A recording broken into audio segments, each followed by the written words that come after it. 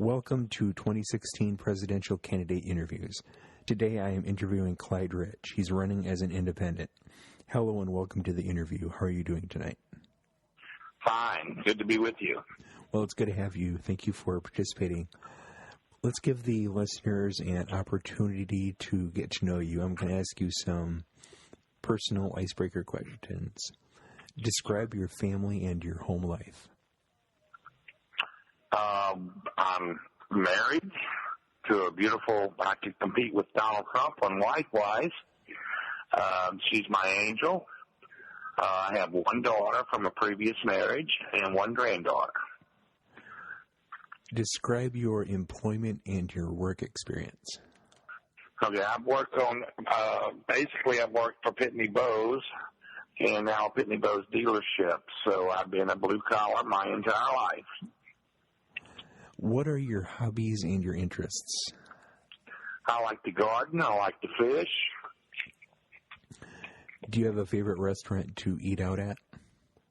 I like to, me and my granddaughter watched that movie, Ratatouille. And ever since then, I like to try new experiences with eating out. Different cultures of foods and, different mixtures. And I love it. Okay. Do you have a favorite fast food joint? I'm not going to pick one restaurant over another. Okay. Do you have a favorite fast food joint for when you're on the go? Fast food drink while I'm on the go. I drink. I'm addicted to Diet Sprites, Sprite Zeros. Okay. Do you have a favorite junk food? Junk food. I prefer the Burger King Whopper for the flame broiled flavor. So I think that would be my junk food right there. Favorite TV shows and movies? I'm sorry, I'm having a hard time hearing you. Oh, do you have any favorite TV shows and movies? Not really, any, I love the TV shows that we had back in the 70s, 60s. The new stuff is just not really appealing to me. I do not like the fake reality TV that's been scripted. I'm a big fan of Game of Thrones. I did like the Boardwalk on HBO. My favorite movie of all times was Outlaw Josie Wells with Clint Eastwood. Do you have any pets? Yes, I have a cat and a dog. Okay. And the final icebreaker question, name a song that might represent who you are, maybe something that's kind of like an anthem or a motto for you. Charlie Daniels, Long-Haired Country Boy. All right, and now for the real questions. Why are you running for president? I'm running out. I'm trying to get information out about the ethanol and this environmental, I don't want to how to say it, but this fake environmentalism, which is nothing more than economic displacement. We're putting food into our gas tanks, and that, with me, was the dumbest thing that happened. And George Bush, or George W., I don't know which one, and Obama are both Harvard graduates. And we're going to have 16 years with these two, and where are we at today? That's one of the reasons I've been a Democrat my whole life. I've changed it to independent. I never did embrace the Republicans. I'm just, you want to save the environment, but you can't do this economic displacement that's hurting people. I want to represent the John Does, people that have no voice. All these people get up there and they talk and how they're going to help, and nothing ever gets done. Next question. What abilities do you bring to the office of president? Common sense. Okay. Name a president or two that you would want to be like. Oh, God. I'm not a big fan of Ronald Reagan, even though he's popular. But I did like the way he stood up for America. But I didn't agree with all of his policies. But I'd have to pick Ronald Reagan in my lifetime. The first president I ever got to vote for was Ronald Reagan. Name a president you would absolutely not want to be like. Obama. That was easy. Are there any functions of government you would like to decrease or abolish? Yes, sir. There's plenty of them. Before 9/11, we had the FBI, the CIA, DEQ, ATF. I would like to do away with Homeland Security, do away with ATF, do away with the DEA, encompass everything into the FBI. Of course, we'd still have the CIA, which would be for foreigners. But the force of the United States, I think I want to move everything under the umbrella of the FBI. We have 25 million people working for the federal government. That is 12 million more people than we need. We need to cut government down. We need to do away with the EPA. Each state has their own environmental regulatory agency. The laws are there. The states can enforce them. We do not need the federal government standing over everybody's shoulder and making laws that are not even approved by Congress through regulations. It's hurting everybody. Are there any functions of government you would like to increase? Is there anything that does not exist that you think should exist? There's too much that exists. Another department I would want to get away with is the federal government's Department of Education.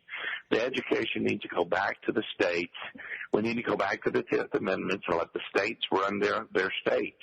The people in the states that are closest to their problems than the federal government is. The federal government has never solved any problem for anyone. Describe your stance on taxation. Taxation. All these people are coming out with the fair tax and the flat tax. And why should somebody earning $50,000 a year pay the same tax rate as somebody earning $1 million? I know what we have now is a progressive tax. The more you earn, the more you pay. I'm going to stick with the progressive tax. I do like Donald Trump's tax plan where he wants to have 4 or 5 brackets instead of 7 or 8 brackets. But right now, the average millionaire, the person that earns $1 million or more, pays 17-18%.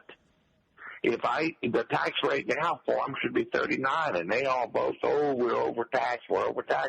But none of the millionaires pay 39%. So if I lowered the top tax thing down to 30% and took out all the loopholes, I would actually be increasing the taxes by almost twice, by doubling it almost. So we do away with the loopholes. One thing, if I own the business, in my business I incorporate it, I have stock in it, I earn $1 million. I pay myself $25,000 salary, and it costs me $300,000 to pay employees and run the business as my cost. So I make $700,000 profit. You following me? Yes. I take that $700,000 as a dividend, as a stock payment. I get a dividend because I own the stock in the company. I pay 15%. I don't pay any SSI. And that is what's happening. The 1% are not paying 39% tax. They are drawing a dividend. Steve Forbes came out with the fair tax, which is a sales tax.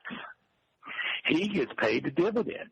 He takes a small salary for Forbes magazine, and he takes the rest in a dividend. Under a fair tax, he would only be taxed on what he spent. While somebody earning $50,000 or $75,000 who's living paycheck to paycheck would be paying at a rate of 100%. What's fair about that? Now, if you read their tax plan, they said, well, if you're under poverty, they're going to give you a rebate at the end of the year, basically giving you your tax money back. Well, nobody's living on poverty that's working. Unless you're on poverty, you might as well go get a welfare check. Most people are earning $35,000 to $50,000 in this country. Matter of fact, 50% of this country earns $35,000 or less. So they're not given a tax break for them, so they would pay tax. They would pay all the tax. Now, I realize that 1% pay 95% of all the taxes. But they also the ones who can afford to pay the tax. So all this flat tax and fair tax is really just these politicians pandering to the 1% who have the money to contribute to their campaigns. And I can't go anywhere if I don't have money. If I couldn't raise $25, $30 million, I couldn't even get my message out. So that's we're stuck. We're stuck with the 1% controlling the country. Money talks, and And, the rest just have to walk. All right, the next question. Describe your approach, describe your stance on the pro-choice abortion issue. Yeah, I am pro-choice. I'm pro-life. Excuse me. But, I'm not even going to go there. The Supreme Court has ruled on it, and I'm not going to tell a woman what she can or can't do with her body. That's going to be a personal choice. I think it's a very hard choice. And I have faith that people do not make this choice lightly. It is a human life. My daughter became pregnant out of wedlock. And I asked her, I said, it's going to be tough. You'll be a single mom. It's going to be tough. Do you want to get an abortion? And she said, no, Dad. I want this baby. And that's the thing I'm proudest of about her. And I get kind of choked up about it. But we had that talk, and it was her choice. It should not have been my choice. I'm not the one carrying the baby. Do you understand what I'm saying? Absolutely. So we need to let this issue go away. It's already been decided in the Supreme Court, and this arguing back and forth about it. You can be pro-life, but you can't make decisions for everybody. It's not right. Now, I do think that you need to make this decision earlier and not go 20 weeks into a pregnancy and then into life. I think it should be made in the first trimester. Given if you have the free choice to do it, but I don't think we should let the baby become fully formed and then abort it. I think but once again, I think the woman should have the choice. That's her choice to make. Next topic, what role should our military play in the world? I'm a veteran. I served 6 years in the military in the Army as a combat engineer. If I was president, I would have the sergeant majors come into my office and tell me what's going on. I don't know that I would really trust the politician generals. What role should we play in the world?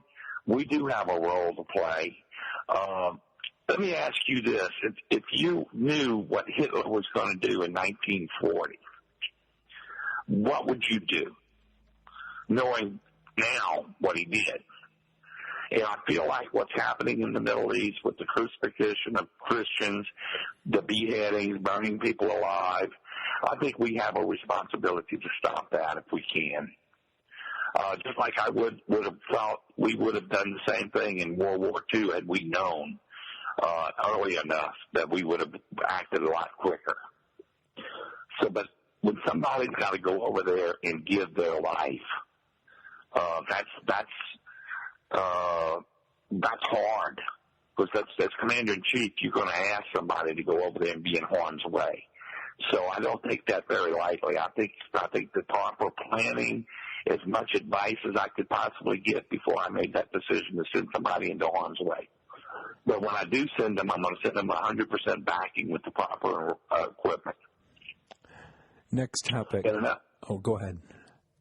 Another thing on this Veterans Affairs, I'm to the point now where just close the Veterans hospitals down completely and give them a health card.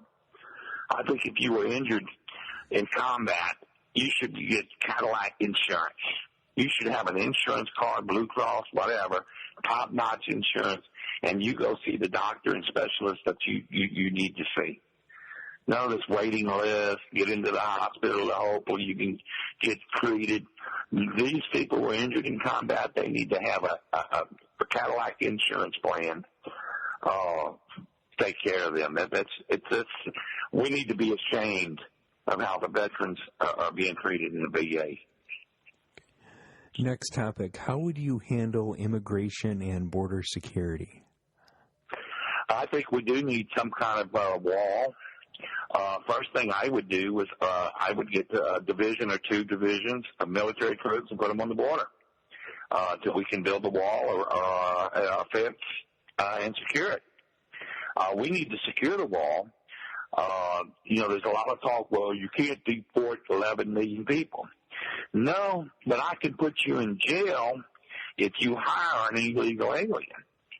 If I enforce that law, nobody's going to hire them, and they're going to have a dilemma. They're going to have to turn themselves in to get a free ride back, or they're going to have to go back on their own because nobody's going to hire them once you start putting people in jail for doing so. So I think that really eliminates the problem of how do you deport 11, and I really think it's higher than 11 million. I think we're closer to 30 million illegals in this country. Next topic. How do you perceive the issue of race and discrimination in our country?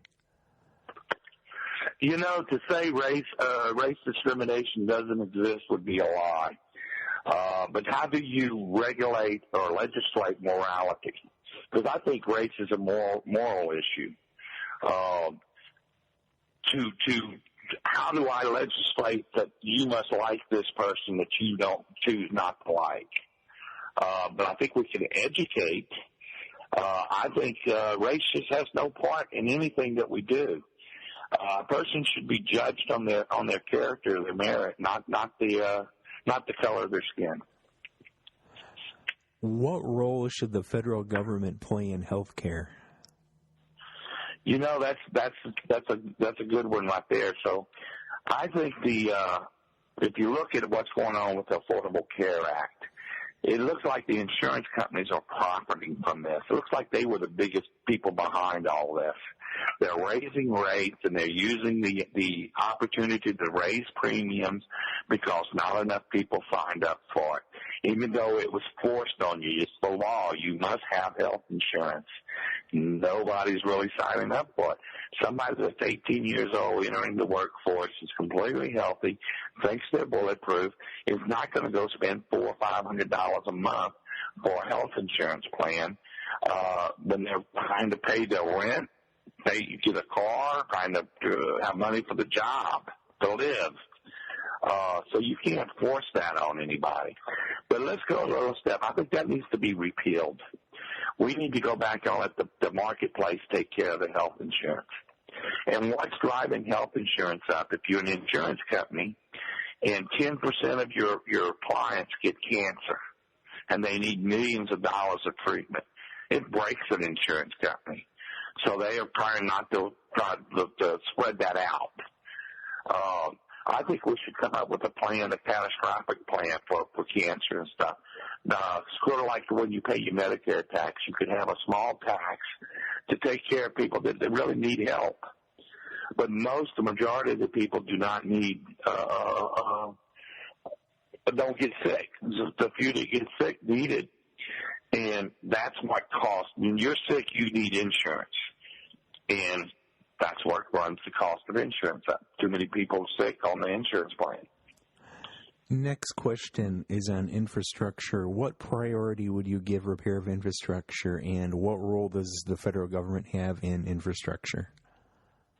You know, our interstates and our transportation, the federal government does have a role in that. Between interstate commerce, we do need to repair our infrastructure. We need to put money into that. We're wasting money on a lot of things. A lot of places, the interstates need to be 3-laned. We're actually spending money. I would want the law that, I don't forget what law it is, but where you have to pay the union wage because it's a federal job. Do you know which one I'm talking about? I do. I think that needs to be repealed. That's ridiculous. Where we're paying billions of dollars for a road because of this, where labor is the biggest cost in it. So some of those things we could cut back from cost. But do you want a bridge collapsing like in Minnesota? That was awful. That was an awful thing. So yeah, we need to make sure that doesn't happen. All right. We're near the end of the interview. Are there any issues you would like to cover that have not been discussed yet? Yeah, I want to get onto this welfare thing. Go for it. Where right now, you know, there's people out there getting milk in the system. In Hawaii, it's like making $40 an hour if you're on welfare. It's gotten ridiculous. Why have a job? I think welfare ought to be reformed to half of the earnings of what minimum wages. Minimum wage is $7.25. You cut that in half. That would be $15,000 cut in half. So you make your 1 year. maximum benefit for 1 year should be $7,500. Now, what does that do? That gives you an opportunity. Say you've been laid off or lost your job or need help.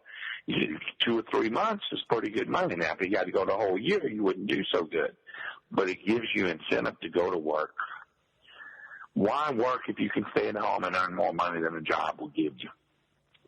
So we need to stop this handout.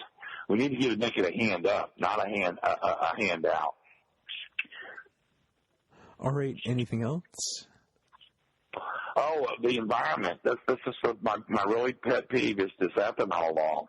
Did you know that in 2005, when they passed the ethanol, I think it's the Energy Affordable Act, that they did away with farm subsidies. And let's look at this more in depth. Corporations have been buying up farms for the last 20 years. They're putting the individual farmers are going out of business.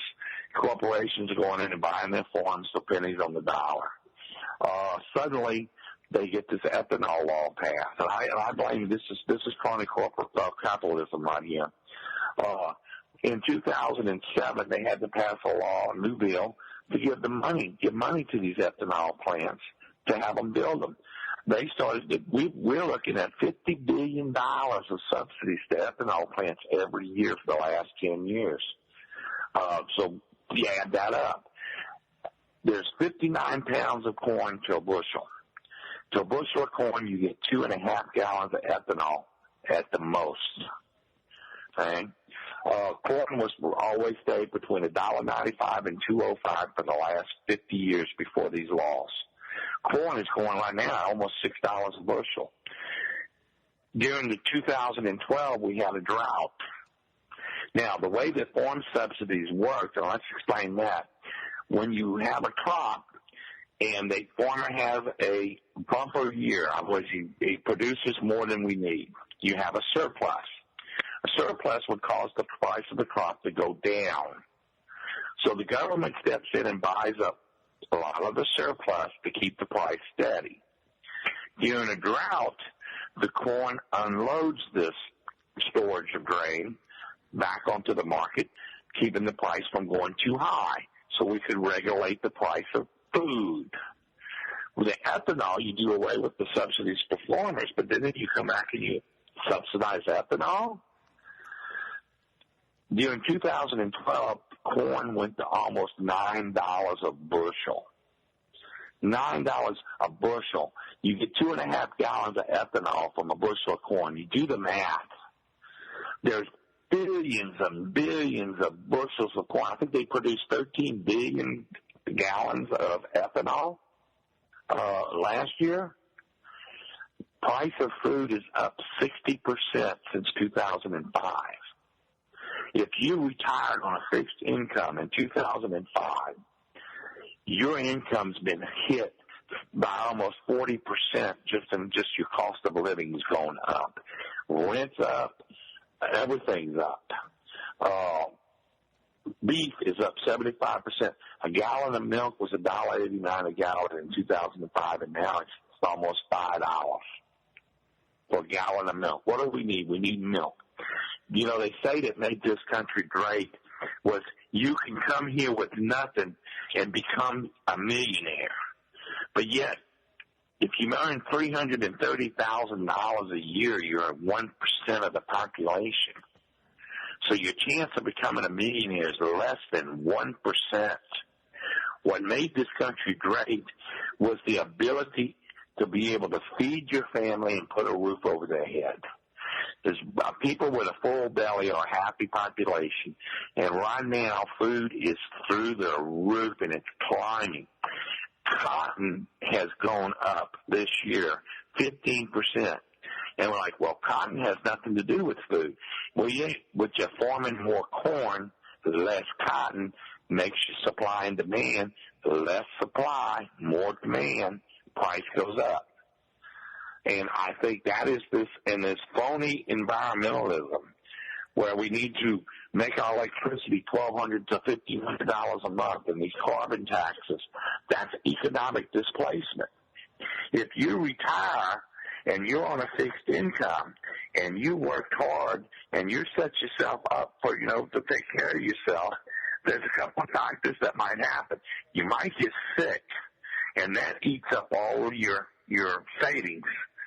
Or the price of food goes through the roof. The price of everything goes through the roof. And suddenly that fixed income is not enough, so you have to go get a part-time job and you're 75 years old. That's not right. You look at the Ryan plan, who's going to be our Speaker of the House. He wanted people born in 1957 or later to work until they're 70 years old. That is wrong. They tried to say, oh, no, we were talking about 30-year-olds. No, if you were talking about 30-year-olds, you would have said 1984, not 1957. So that was a lie. They're lying to us because they don't want to pay. We need to deduct Social Security. Do you know that food and gasoline are not counted towards inflation? Wonder why that is. Food is necessary. You die without food. Food should be counted towards inflation. But the corporations are able to manipulate the price of food because it's not part of inflation. Therefore, we can say, well, we only had 2% inflation last year, which is a lie. We had 28% inflation last year if you increase price of gasoline and cost of food. And people would scream. This would be bloody murder if we had 28% inflation. And that is my big strong thing. I want to represent poor people in this country, the poor working people, not the people on welfare, but the people who go to work every day, try to take care of the kids, put a roof over their head, and food in their belly. And it's becoming harder and harder, and I don't blame Obama for this. This started with Bush, and it goes into Obama's doubled down on it. But ethanol is destroying this country as far as food goes. Why do you think people earning a minimum wage are out there protesting and wanting $15? Because you can't live on $15,000 a year. You could before 2005, but you can't today. And why? Because the government is interfered with our food supply, with our fuel supply, with everything. As president, I'm going to grill off the East Coast and West Coast. Hey, California, you want to drive your cars? You produce the oil. East Coast, you want to drive your cars? You produce the oil too. Why depend on the Gulf of Mexico? It's going to run dry one day. Environmentalists, I'm going to do away with the EPA. There's a company down here, it's Community Coffee. The guy started it, 50, 60 years ago, maybe more. Had a little grocery store, and he would roast his coffee and grind it, and people loved it. They'd come buy it. And he ended up becoming a coffee company called Community Coffee, and they've grown. We couldn't reproduce that today. We couldn't reproduce that today because if I want to build a little country store, I've got to do an environmental impact study. I've got to get the EPA's permission for my site. I've got to get the Corps of Engineers' permission that it's not a wetland. I've got to get all this. By the time I've done it, I don't have any money left to build the store. So there's a lot of things that are going on that the government's interfered in people's lives, and we need to get the government back out. Let the states regulate their people with their closer hand.